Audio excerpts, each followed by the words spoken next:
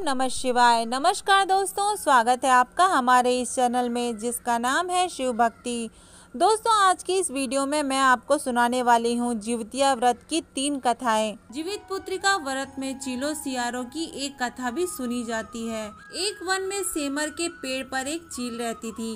पास ही झाड़ी में एक सिंहारिन भी रहती थी। दोनों में खूब पटती थी। चीलो जो कुछ भी खाने को लेकर आती उसमें से सिंहारिन के लिए जरूर हिस्सा रखती थी। सिंहारिन को भी चीलो को ऐसा ही ध्यान रखती थी। इस तरह दोनों के जीवन आनंद से कट रहे थे। एक बार वन के पास गांव में औरतें जिवितिया की पूजा की तैयारी कर रही थी। चीलो ने उसे बड़े ध्यान से देखा और अपनी सखी सिहारो को भी बताया। फिर चीलो सिहारो ने तय किया कि वो भी इस व्रत को करेंगी। सिहारो और चीलो ने जिवितिया का व्रत रखा। बड़ी निष्ठा और लगन से दोनों दिन भर भूखे प्यासे मंगल की कामना करती हुई रही। रात होते ही सिंहारिन को भूख और प्यास सताने लगी। जब बर्दाश्त ना हुआ तो वह जंगल में जाकर उसने मांस और हड्डी पेट भर खाया। चीलो ने हड्डी चबाने के कड़कड़ की आवाज सुनी तो पूछा कि यह कैसी आवाज है। सिंहारिन ने कहा, बहन भूख के मारे पेट गुड़गुड़ा रहा था, यह उसी की आवाज है। अगर चीलो को पता चल गया, उसने सिंहारिन को खूब लताड़ा कि जब व्रत नहीं हो सकता तो संकल्प क्यों लेते हो। सिंहारिन लज्जा गई, पर व्रत भंग हो चुका था। चीलो रात भर भूखे प्यासे रहकर व्रत को पूरा किया। अगले जन्म में दोनों मनुष्य के रूप में राजकुमारी बनकर सगी बहनें हुई। सिंहारिन बड़ी बहन हुई और उसकी शादी एक राजकुमार से हुई। चीलो छोटी बहन हुई और उसकी शादी उसी राज के मंत्री पुत्र से हुई। बाद में दोनों राजा और मंत्री बने। सिंहारिन रानी के जो भी बच्चे होते वो मर जाते, जबकि चीलो के बच्चे स्वस्थ और हट्टे कट्टे रहते, जिसकी वजह से उसे जलन होती। उसने कभी उनका सर कटवाकर डब्बे में बंद कर दिया, पर वह शीश मिठाई बन जाती और बच्चों का बाल तक पाका ना होता। बार बार उसने अपनी बहन के बच्चों को और उसके पति को मारने का प्रयास भी किया, परंतु असफल रही। आखिरकार दैव योग उसे भूल का आभास हुआ। उसने क्षमा मांगी और बहन के बताने पर जीवित पुत्री का व्रत विधि विधान से किया। उसके पुत्र भी जीवित रहने लगे। तो इसी वजह से सुहागिन स्त्रियां अपने पुत्र की लंबी आयु के लिए जिवितिया का व्रत रखती हैं, और जिन स्त्रियों के पास पुत्र नहीं है वो पुत्र की कामना से भी इस व्रत को करती हैं। गंधकों के राजकुमार का नाम जिमुतवाहन था। वे बड़े उदार और परोपकारी थे। जिमुतवाहन के पिता ने वृद्धावस्था में वानप्रस्थ आश्रम में जाते समय उनको राज सिंहासन पर बिठाया, किंतु उनका मन राजपाट में नहीं लगता था। वह राज्य का भार अपने भाइयों पर छोड़कर स्वयं वन में पिता की सेवा करने चले गए। वन में ही जिमुतवाहन को मलयवती नामक राजकन्या से भेंट हुई और दोनों में प्रेम हो गया। एक दिन वह जब वन में भ्रमण करती हुई जिमुतवाहन काफी आगे चले गए, तब उन्हें एक वृद्धा विलाप करते हुए दिखी। पूछने पर वृद्धा ने रोते हुए बताया, मैं नागवंश की स्त्री हूँ, मुझे एक ही पुत्र है। पक्षीराज गरुड़ के कोप से मुक्ति दिलाने हेतु नागों ने यह व्यवस्था की है। वे गरुड़ को प्रतिदिन भक्षण हेतु एक युवा नाग सौंपते हैं। आज मेरे पुत्र शंखचूड़ की बलि का दिन है।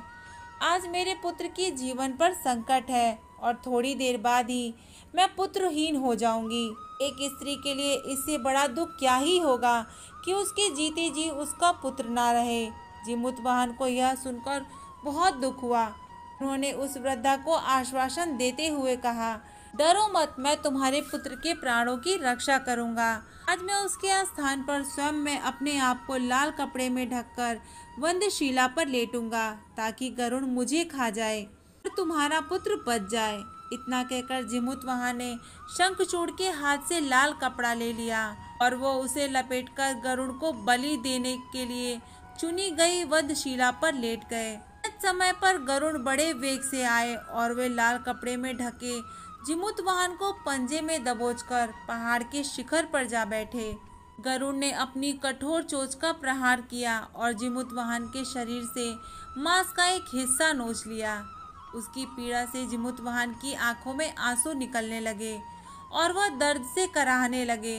अपने पंजे में जकड़े प्राणी की आंखों में आंसू और मुंह से कराह सुनकर गरुड़ बड़े आश्चर्य में पड़ गए, क्योंकि ऐसा पहले कभी नहीं हुआ था। उन्होंने जीमूतवाहन को उसका परिचय पूछा। जीमूतवाहन ने सारा किस्सा कह सुनाया। वो कैसे एक स्त्री की पुत्र की रक्षा के लिए अपने प्राण देने आए हैं। आप मुझे खाकर भूख शांत करें। गरुड़ उनकी बहादुरी और दूसरे की प्राण रक्षा के लिए स्वयं का बलिदान देने की हिम्मत से बहुत प्रभावित हुए। उन्हें स्वयं पर पछतावा होने लगा। वह सोचने लगे कि यह मनुष्य है जो दूसरों की पुत्र की रक्षा के लिए स्वयं की बलि दे रहा है, और एक मैं हूँ जो देवों के संरक्षण में हूँ किंतु दूसरों की संतान की बलि ले रहा हूँ। उन्होंने जीमूतवाहन को मुक्त कर दिया। अरुण ने कहा, हे उत्तम मनुष्य, मैं तुम्हारी भावना और त्याग से प्रसन्न हुआ। मैंने तुम्हारे शरीर पर जो घाव किए हैं उसे ठीक कर देता हूँ। तुम अपनी प्रशंसा के लिए मुझसे कोई वरदान मांग लो। राजा जीमूतवाहन ने कहा कि हे पक्षीराज, आप तो सर्वसमर्थ हैं। यदि आप प्रसन्न हैं और मुझे वरदान देना चाहते हैं तो आप सर्पों का अपना आहार बनाना छोड़ दें। आपने अब तक जितने भी प्राण लिए हैं उन्हें जीवन प्रदान करें। गरुड़ ने सबको जीवन दान दे दिया और नागों की बलि न लेने का वरदान भी दिया। इस प्रकार जीमूतवाहन के साहस से नाग जाति की रक्षा हुई। गरुड़ ने कहा, तुम्हारी जैसी इच्छा वैसा ही होगा। हे राजा, जो स्त्री तुम्हारे इस बलिदान की कथा सुनेगी और विधि पूर्वक व्रत का पालन करेगी, उसकी संतान मृत्यु के मुख से भी निकल आएगी। तब से ही पुत्र की रक्षा हेतु जीमूतवाहन की पूजा की प्रथा शुरू हो गई। यह कथा कैलाश पर्वत पर भगवान शंकर ने माता पार्वती को सुनाई थी।